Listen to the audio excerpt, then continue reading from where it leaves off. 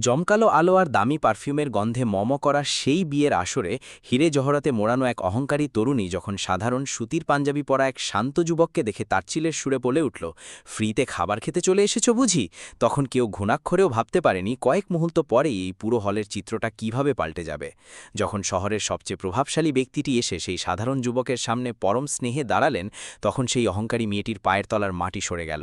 টাকার গরম আর আসল আভিজাত্যের মাঝে যে আকাশ-পাতাল তফাত, তা চোখে আঙুল দিয়ে দেখিয়ে দেওয়ার মতোই অবিশ্বাস্য গল্পটি আপনার দৃষ্টিভঙ্গি হয়তো চিরকালের জন্য বদলে দেবে।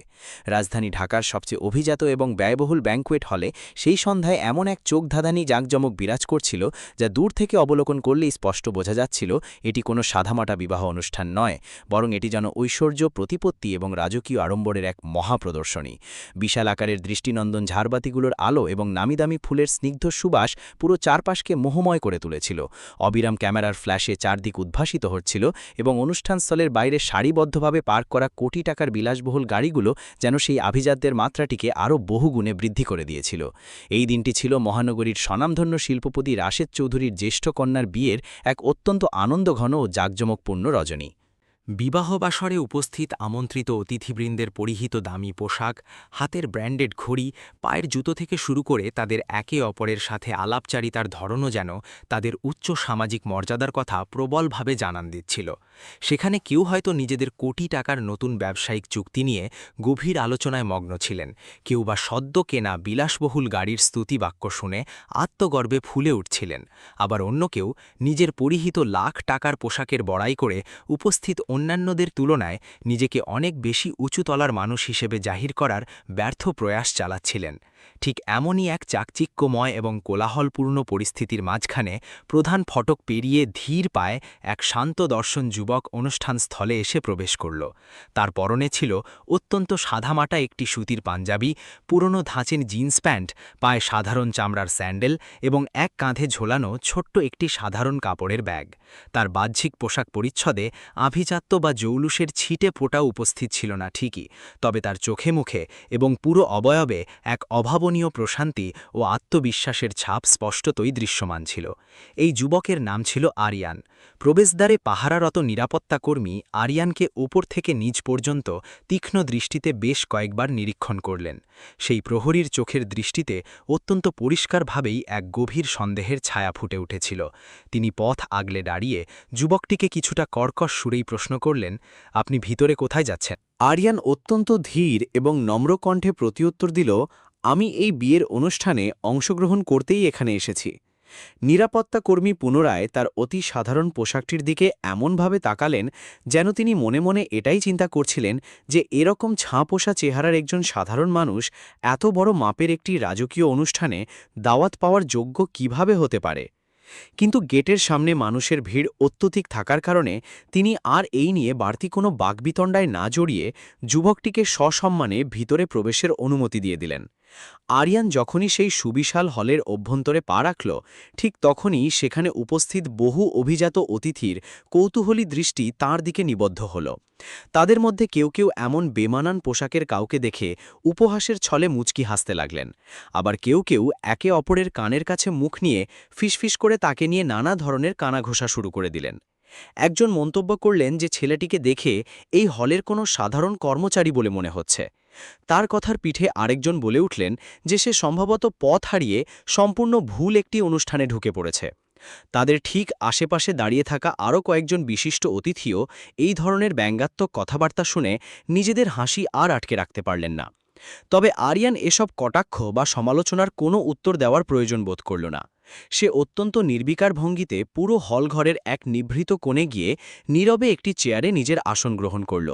এতগুলো মানুষের অবজ্ঞাপূর্ণ দৃষ্টির পরেও তার চোখে বিন্দুমাত্র কোনো সংকোচ বা ঘাবড়ে যাওয়ার লেশমাত্র ছিল না, বরং সেখানে শুধুই এক অদ্ভুত ধরনের নির্লিপ্ততা বজায় ছিল, যেন সে আগে থেকেই খুব ভালোভাবে অবগত ছিল যে এখানকার মানুষজন তাকে ঠিক কোন দৃষ্টিতে মূল্যায়ন করবে।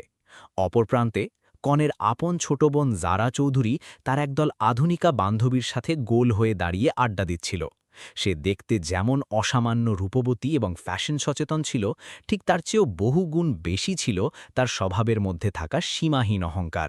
তার গায়ে জড়ানো লাখ টাকার এক্সক্লুসিভ গাউন, পিঠের ওপর ছড়িয়ে থাকা রেশমি চুল, হাতে ধরা বিদেশি ব্র্যান্ডেড ডিজাইনার পার্স এবং সর্বোপরি তার মুখের অভিব্যক্তিতে এমন এক উন্নাসিক ভাব ফুটে উঠছিল যেন এই বিশাল হলঘরের ভেতর তার সমকক্ষ বা তার চেয়ে মর্যাদাবান দ্বিতীয় কোনো ব্যক্তি উপস্থিত নেই। যারা অত্যন্ত গর্বিত ভঙ্গিতে তার বান্ধবীদের উদ্দেশ্যে বলছিল, আজকের এই বিয়ে আয়োজনটা সত্যি সত্যি একেবারে আন্তর্জাতিক মানের এবং অত্যন্ত হাই প্রোফাইল হয়েছে। এই অনুষ্ঠানে কেবল বাছাই করা সেই সব স্বনামধন্য ব্যক্তিদেরই আমন্ত্রণ জানানো হয়েছে, সমাজে যাদের বিশাল নাম ডাক এবং অত্যন্ত উঁচু দরের স্টেটাস রয়েছে। ঠিক এমন সময়ই হঠাৎ করে তার তীক্ষ্ণ দৃষ্টি গিয়ে পড়ল হলের এক কোনায় চুপচাপ বসে থাকা আরিয়ানের ওপর। তাকে ওই অবস্থায় দেখে যারা এক মুহূর্তের জন্য কিছুটা থমকে দাঁড়াল এবং তারপরেই ঠোঁটের কোনায় এক তাচ্ছিল্যের হাসি ফুটিয়ে তুলে বলল, আরে ওই সাধারণ লোকটা আবার কোথা থেকে এসে জুটল? সে আর কোনো সময় নষ্ট না করে তার দলবল নিয়ে সোজা আরিয়ানের সামনে গিয়ে হাজির হল। তার মুখোমুখি রুক্ষভাবে দাঁড়িয়ে অত্যন্ত অহংকার মেশানো তীব্র কণ্ঠে সে তাকে প্রশ্ন করে বসল, এই ছেলে, তুমি এই জায়গার ভেতর কি করতে ঢুকেছ? আরিয়ান আগের মতোই একেবারে অবিচলিত কণ্ঠে নম্রভাবে উত্তর দিল, আমি আপনাদের এই বিয়ের অনুষ্ঠানেই আমন্ত্রিত হয়ে এসেছি। তার এই সহজ সরল কথাটি শোনামাত্রই যারা শব্দ করে অট্টহাসিতে ফেটে পড়ল।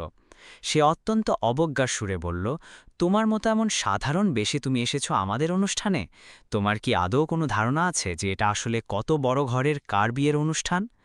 যারা দেখাদেখি তার সাথের দাম্ভিক বান্ধবীরাও সমস্বরে হাসাহাসি শুরু করে দিল। তাদের ভেতর থেকে একজন মন্তব্য ছুড়ে দিল, লোকটার চেহারা দেখেই বোঝা যাচ্ছে যে সে এখানে কেবল মাগনা খাবার গিলতে চলে এসেছে। পাশ থেকে আরেকজন ফোড়ন কেটে বলল, আজকালকার দিনে তো রাস্তার যে কাউকেই দেখা যায় এমন বড় বড় ভিআইপি ফাংশনে চুপি চুপি ঢুকে পড়তে। তাদের এই উচ্চস্বরের কথাবার্তা শুনে আশেপাশের আরও বেশ কয়েকজন অভিজাত অতিথিও মজা পেয়ে নিজেদের মধ্যে মুচকি হাসতে শুরু করলেন। আরিয়ান এই অপমানজনক পরিস্থিতিতে উপস্থিত সকলের মুখের দিকে কেবল একবার শান্ত দৃষ্টিতে তাকাল, তবে সে নিজের আত্মপক্ষ সমর্থন করে টু শব্দটিও উচ্চারণ করল না। আরিয়ানের এই নীরবতা দেখে যারার মনের ভিতরের অহংকার যেন আরও কয়েকগুণ বেশি ফুলে ফেপে উঠল। সে কঠিন গলায় শাসানোর মতো করে বলল, ভালো করে চোখ খুলে তাকিয়ে দেখো, এটা রাস্তার মোড়ের কোনো সাধারণ বিয়ে নয়। এইখানে শহরের কেবল নামিদামি এবং রথী মহারথীরাই অতিথি হয়ে পদার্পণ করেছেন। তুমি যদি সত্যি সত্যি আমাদের দাওয়াত পাওয়া কোনো সম্মানিত মেহমান হয়ে থাকতে, তবে অন্ততপক্ষে ভদ্রলোকদের মতো একটা মানানসই পোশাক পরে এখানে আসতে পারতে। এত বড় অপমানের পরেও আরিয়ান কেবল অত্যন্ত শান্ত ও ধীর কণ্ঠে এটুকুই উচ্চারণ করল যে, বিশ্বাস করুন, আমি সত্যি এখানে আপনাদের আমন্ত্রিত একজন অতিথি। কিন্তু যারা তার সেই সত্য কথাটিকে সম্পূর্ণভাবে উড়িয়ে দিয়ে ধমকের সুরে বলল, একদম আমার সামনে দাঁড়িয়ে সস্তা নাটক করার চেষ্টা করবে না। এবার একদম সত্যি করে স্বীকার করো দেখি, তুমি স্রেফ এখানকার দামি খাবারগুলো পেট পুরে খাবে বলেই তো লুকিয়ে ঢুকেছ, তাই নয় কি? জানার মুখ থেকে ছুড়ে দেওয়া এই নিষ্ঠুর কথাটি আরিয়ানের হৃদয়ে তীরের মতো গভীরভাবে বিঁধে গেল। কিন্তু তা সত্ত্বেও সে নিজের মনের রাগ বা কষ্টকে খুব সুন্দরভাবেই নিয়ন্ত্রণ করে নিল। ঠিক সেই মুহূর্তে তার কানে তার বাবার সেই মহামূল্যবান উপদেশটি প্রতিধ্বনিত হতে লাগল, বাবা, মনে রেখো, একজন মানুষের প্রকৃত পরিচয় কখনোই তার বাহ্যিক পোশাকে ফুটে ওঠে না, বরং তার আসল পরিচয় লুকিয়ে থাকে তার সুন্দর আচরণ আর মানসিকতার মধ্যে। বাস্তবিক পক্ষে আরিয়ান মোটেও কোনো ছাপোষা বা সাধারণ পরিবারের ছেলে ছিল না, বরং সে ছিল এই গোটা দেশের অন্যতম শীর্ষস্থানীয় এবং স্বনামধন্য শিল্পপতি সিকান্দার মির্জার একমাত্র সুযোগ্য উত্তরাধিকারী ও সন্তান। এত ধন সম্পদের মালিক হওয়া সত্ত্বেও সে আজকের এই জাঁকজমকপূর্ণ বিয়েতে সম্পূর্ণ নিজের ইচ্ছাতেই এত সাধারণ পোশাক পরিধান করে এসেছিল, কারণ তার মনে একটি সুপ্ত আকাঙ্ক্ষা ছিল এটা পরীক্ষা করে দেখার যে সমাজের এই উঁচুতলার মানুষগুলো কি সত্যিই একজন মানুষের ভেতরের সত্তাকে মূল্যায়ন করতে জানে, নাকি তারা কেবল চকচকে বাইরের পোশাক দেখেই মানুষের জাত বিচার করে।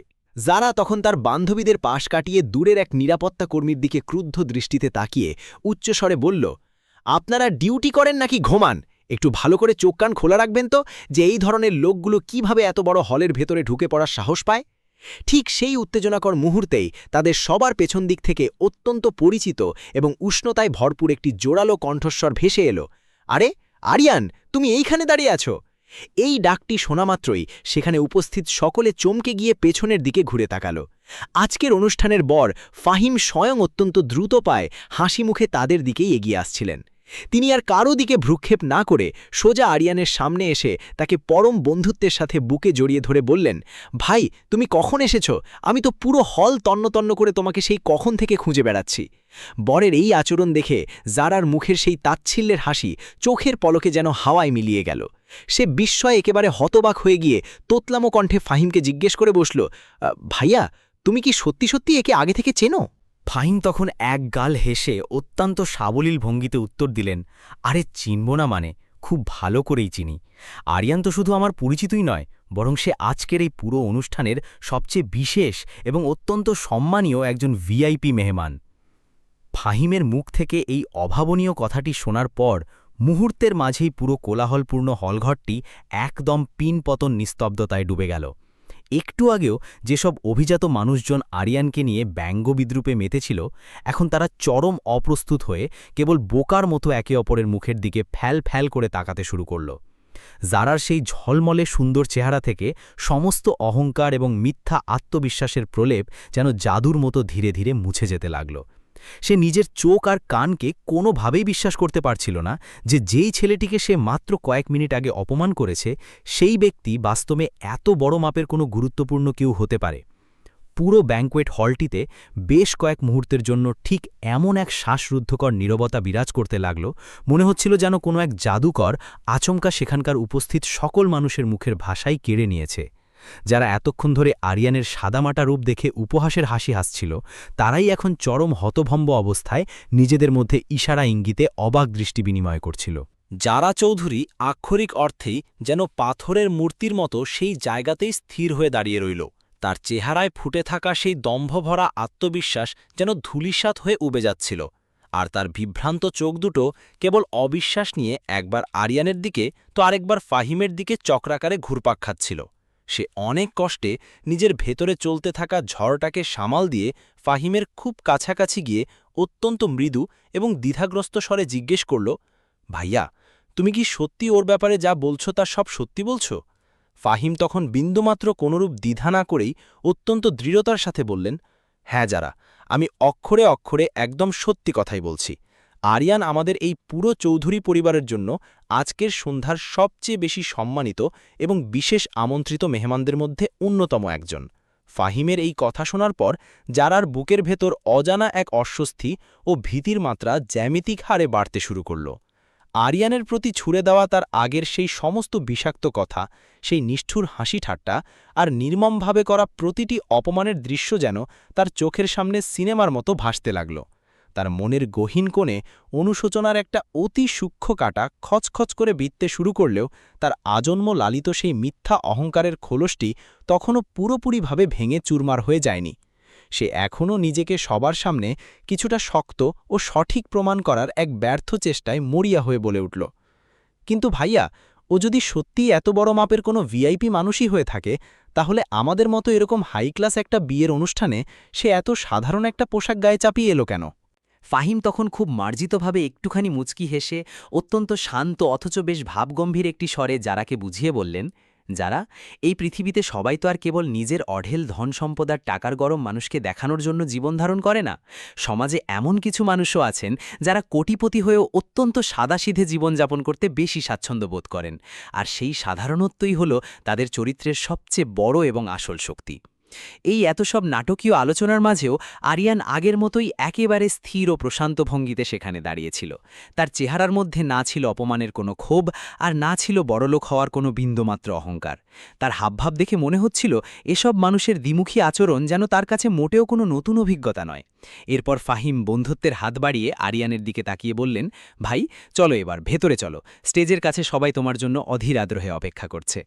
আরিয়ানও তার কথার জবাবে অত্যন্ত ভদ্রভাবে নিজের মাথাটা হালকা নেড়ে সম্মতি জানিয়ে তার সাথেই সামনের দিকে পা বাড়াল।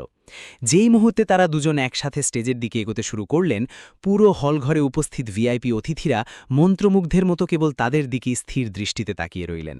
তবে আগের পরিস্থিতির সাথে এখনকার তফাতটা ছিল ঠিক এই জায়গাতেই যে তাদের সেই দৃষ্টিতে এখন আর কোনো তাচ্ছিল্যের হাসি লেগেছিল না, বরং তার পুরোপুরি জায়গা দখল করে নিয়েছিল এক চরম বিস্ময় আর অপরিসীম সম্মান।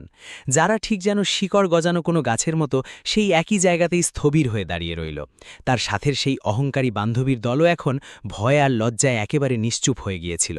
যেই মানুষগুলো ঠিক কয়েক মিনিট আগেও আরিয়ানকে নিয়ে চরম হাসাহাসিতে মেতে উঠেছিল, তাদের কারুর মুখেই এখন আর টু শব্দ করার মতো কোনো ভাষা অবশিষ্ট ছিল না। ঠিক সেই উত্তেজনাময় মুহূর্তেই দেখা গেল মূল স্টেজের আশেপাশের জায়গাটিতে হঠাৎ করেই কেমন যেন একটা বাড়তি কর্মব্যস্ততা ও হইচই শুরু হয়ে গেছে। ফাহিমের বাবা রাশেদ চৌধুরী অত্যন্ত উদ্বিগ্নভাবে বারবার মূল ফটকের দিকে ঘাড় ঘুরিয়ে তাকাচ্ছিলেন। তার এই উদ্গ্রীব ভঙ্গি দেখলেই স্পষ্ট বোঝা যাচ্ছিল যে তিনি মনে হয় অনেক বড় মাপের কোনো অত্যন্ত বিশেষ ও ভিআইপি অতিথির আগমনের জন্য অধীর আগ্রহে অপেক্ষা করে আছেন। উপস্থিত অভিজাত মেহমানদের ভেতরেও এই নিয়ে তখন নতুন করে ফিসফিসানি আর কানাঘুষা আলোচনা শুরু হয়ে গেল। নিশ্চয়ই খুব বড় পর্যায়ের কোনো হাই প্রোফাইল মেহমান এখানে প্রবেশ করতে চলেছেন, যিনি হয়তোবা দেশের স্বনামধন্য কোনো এক শীর্ষ ব্যবসায়ী অথবা ক্ষমতাবান কোনো দাপুটে রাজনীতিবিদ হবেন।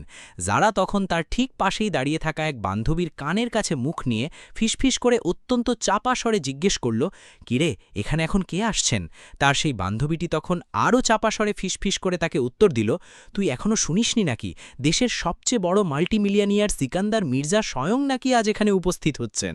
এই বিশাল ব্যক্তিত্বের নামটি নিজের কানে শোনা মাত্রই যারার বুকের ভেতরের হৃৎস্পন্দনের গতি যেন কয়েক গুণ বেশি বেড়ে ধকধক করতে শুরু করে দিল। এটি এমন এক ওজনদার নাম যা সে তার বাবার মুখে বা খবরের কাগজে হাজার বার শুনেছে।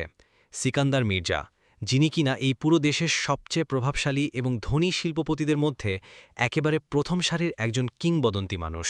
এখন যেন যারার মাছার ভেতরে চলা সমস্ত অগোছালো হিসাব নিকাশগুলো ধীরে ধীরে একটা সুতোর সাথে আরেকটা সুতো মিলে গিয়ে পরিষ্কার হতে শুরু করল। সে অত্যন্ত ধীর এবং ভয়ার্ত দৃষ্টিতে দূরে দাঁড়িয়ে থাকা আরিয়ানের দিকে তাকালো এবং নিজের মনের গহীনেই নিজেকে একটা প্রশ্ন করে বসল। তাহলে ফাহিম ভাইয়া যা বলছিল তা কি সত্যিই ঠিক? ওই সাধারণ ছেলেটা কি তাহলে সত্যি সত্যি এত বড় মাপের একজন শিল্পপতিরই ছেলে?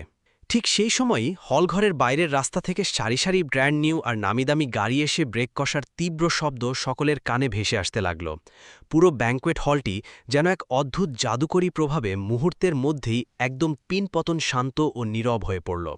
সেখানে উপস্থিত থাকা প্রতিটা মানুষের উৎসুক দৃষ্টি কেবল সেই প্রধান ফটকটির দিকেই গিয়ে একদম আঠার মতো আটকে গেল।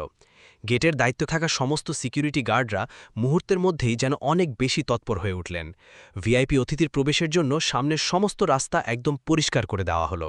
বিশাল সেই দরজাটি দুদিকে খুলে গেল এবং ভেতরে এক অভাবনীয় রাজকীয় এবং আভিজাত্যপূর্ণ উপস্থিতির সাথে নিয়ে একজন অত্যন্ত প্রভাবশালী মানুষ ধীর পায়ে প্রবেশ করলেন। তার ঠিক পেছনে পেছনে বেশ কয়েকজন লোক হেঁটে আসছিল। তবে সেই মানুষটির নিজস্ব ব্যক্তিত্ব আর উপস্থিতিই ছিল ওই ভিড়ের মাঝে সবচেয়ে বেশি উজ্জ্বল এবং আলাবা।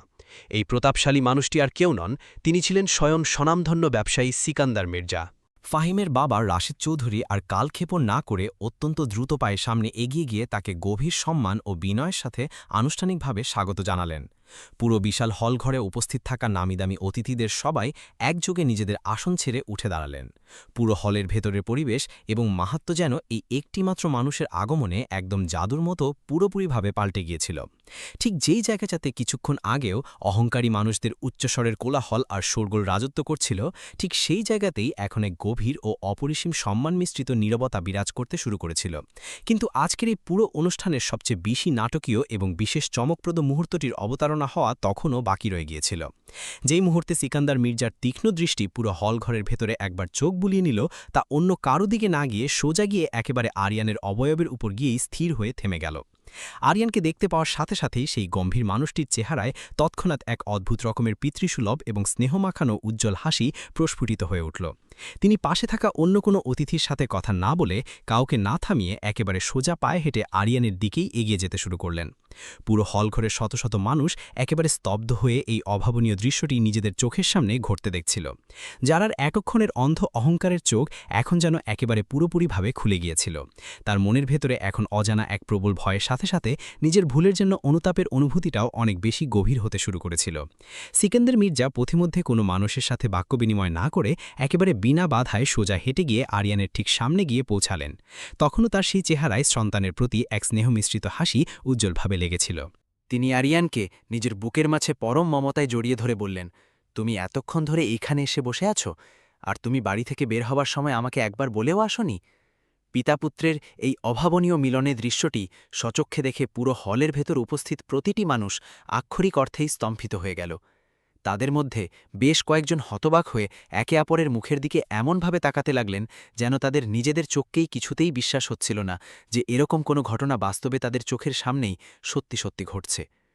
ফাহিমের বাবা রাশেদ চৌধুরী নিজেও কয়েক কদম পিছিয়ে গিয়ে হতবাক দৃষ্টিতে এই অভাবনীয় দৃশ্যটি অবলোকন করছিলেন। উপস্থিত অন্যান্যদের মতো তার চেহারার ভেতরেও চরম আশ্চর্যের সাথে সাথে কিছুটা না বোঝার এক অদ্ভুত দ্বিধাদ্বন্দ্ব কাজ করছিল। তিনি অত্যন্ত ধীরে জিজ্ঞেস করে বসলেন, এই ছেলেটি কি সত্যিই আপনার নিজের সন্তান? সিকান্দার মির্জা তখন একজন বাবার বুক ভরা অসীম গর্ব নিয়ে হাসি মুখে উত্তর দিলেন, হ্যাঁ চৌধুরী সাহেব, এই ছেলেটিই হল আমার একমাত্র ছেলে আরিয়ান।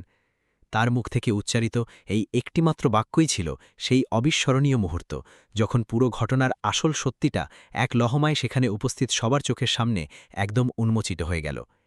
যেই ছেলেটিকে মাত্র কিছুক্ষণ আগেই হলের সবাই চরম অবজ্ঞায় উপেক্ষা করছিল এবং যাকে নিয়ে হাসাহাসি করা হচ্ছিল, সেই ছেলেটি চোখের পলকে আজকের এই রাজকীয় অনুষ্ঠানের সবচেয়ে বেশি গুরুত্বপূর্ণ এক ব্যক্তি হয়ে উঠল।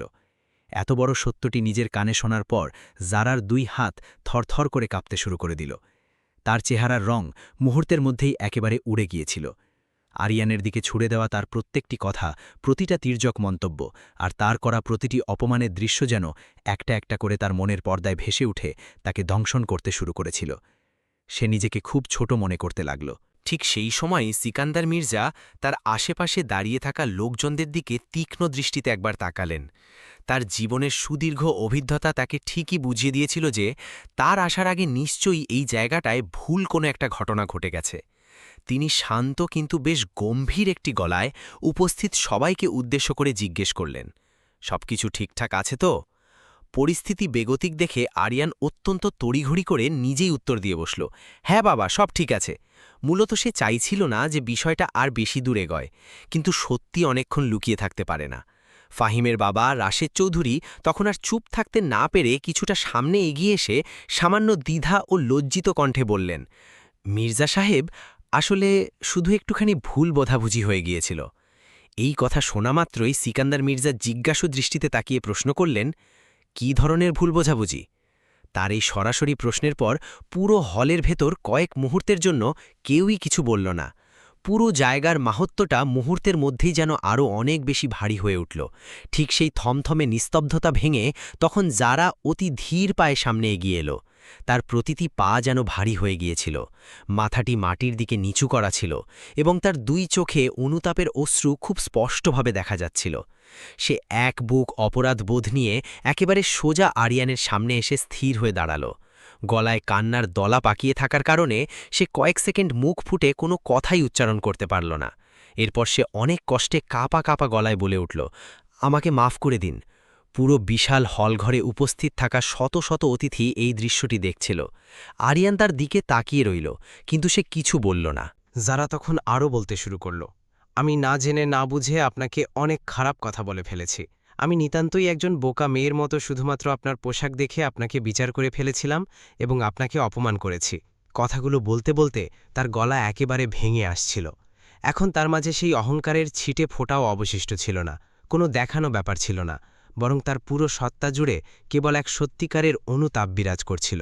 একটু দূরে দাঁড়িয়ে ফাহিমও অত্যন্ত মনোযোগ সহকারে এই পুরো দৃশ্যটি দেখছিলেন।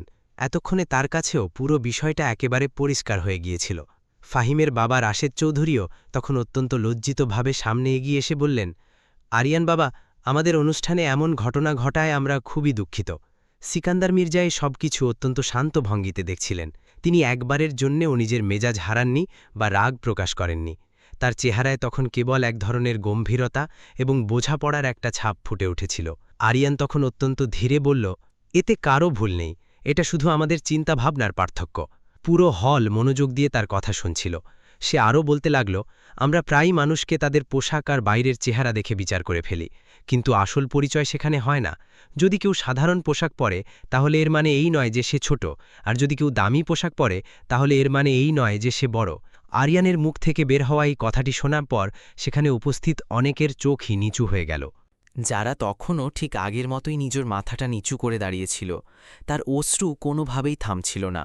সে আবার বলল, আমি আমার এই ভুলের জন্য খুব অনুতপ্ত। আরিয়ান একদম চুপচাপ কয়েক মুহূর্ত ধরে তাকে দেখল এবং তারপর হালকা হেসে বলল, আমি আপনাকে মাফ করে দিলাম। এই কথাটি শোনার পরক্ষণেই জারার চেহারায় স্বস্তির এক হালকা হাসি ফুটে উঠল, কিন্তু তার মনের গহীনে এখনও সামান্য দ্বিধা কাজ করছিল। সে তখন বলল, আমরা কি বন্ধু হতে পারি? আরিয়ান কয়েক মুহূর্ত তাকে দেখল, তারপর মাথা নেড়ে বলল, হ্যাঁ। এই মুহূর্তটাই ছিল সেই পল, ঠিক যেই পলকে এক অহংকারী মেয়ের চিন্তাভাবনা পুরোপুরি বদলে গেল। কিছুটা দূরে দাঁড়িয়ে থেকে ফাহিম এবং তার বাবা রাশেদ চৌধুরী দুজনেই এসব দেখছিলেন। তাদের দুজনেরই চেহারায় এখন এক গভীর স্বস্তির ছাপ ফুটে উঠেছিল। তখন সিকান্দার মির্জা তার ছেলের কাছে এসে বললেন, আজ তুমি যা করেছ তাতে আমার খুব গর্ব হয়। আসল পরিচয় তো এটাই, কঠিন সময় মানুষ কেমন আচরণ করে।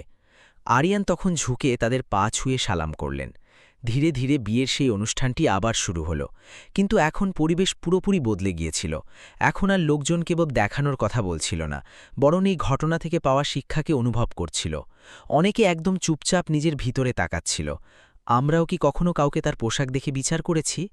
আমরাও কি জারার মতোই ভাবি? যারা এখন সবার সাথে একেবারে একটি ভিন্ন নজরে মিলিত হচ্ছিল, তার মধ্যে এখন এক অভাবনীয় বিনয় এসেছিল, বোঝাপড়া এসেছিল এবং এক নতুন শুরু হয়েছিল। আরিয়ানও স্বাভাবিকভাবেই সবার সাথে মিশছিল, কিন্তু এখন লোকজন তাকে শুধু একজন ধনীর ছেলে হিসাবে দেখছিল না, বরং একজন বড় হৃদয়ের মানুষ হিসাবে দেখছিল। রাত ধীরে ধীরে শেষ হয়ে আসছিল, অতিথিরা যেতে শুরু করলেন। যাওয়ার আগে যারা আর একবার আরিয়ানের কাছে এলো এবং বলল, থ্যাংক ইউ। আরিয়ান জিজ্ঞেস করল, কিসের জন্য? যারা হেসে বলল, আমাকে বদলে দেওয়ার জন্য। আরিয়ান শুধু হালকা হেসে দিলেন। দুজন কিছুক্ষণ একে অপরের দিকে তাকিয়ে রইলেন, তারপর ভিন্ন দিকে চলে গেলেন। কিন্তু এই সাক্ষাৎ তাদের জীবনে এক নতুন অধ্যায়ের সূচনা করে দিয়েছিল। আর হয়তো এটিই ছিল শুধু শুরু। দোস্ত, মানুষের আসল পরিচয় তার পোশাক, টাকা বা স্টেটাসে নয়, তার আচরণ, চিন্তাভাবনা ও হৃদয়ে হয়। যখনও কাউকে দেখে বিচার করো না, কারণ যা দেখা যায় তা সব সময় সত্যি নাও হতে পারে। এখন তোমাদের কাছে একটা প্রশ্ন, যদি তোমরা জারার জায়গায় থাকতে এবং পরে জানতে যে যাকে তোমরা অপমান করেছ সে আসলে এত বড় মানুষ, তাহলে তোমরা সাহস করে তার কাছে ক্ষমা চাইতে নাকি চুপচাপ সেখান থেকে চলে যেতে? সত্যি করে কমেন্টে জানাও। তোমাদের এই গল্পটি কেমন লাগলো কমেন্টে অবশ্যই জানাও। আর যাওয়ার আগে ভিডিওতে লাইক করতে ভুলো না, চ্যানেলটি সাবস্ক্রাইব করো এবং কমেন্টে তোমার নাম ও শহর লিখে দাও। তোমাদের ভালোবাসা ও সমর্থন আমাদের অনুপ্রাণিত করে। চলো আবার দেখা হবে আর একটি হৃদয়স্পর্শী গল্প নিয়ে।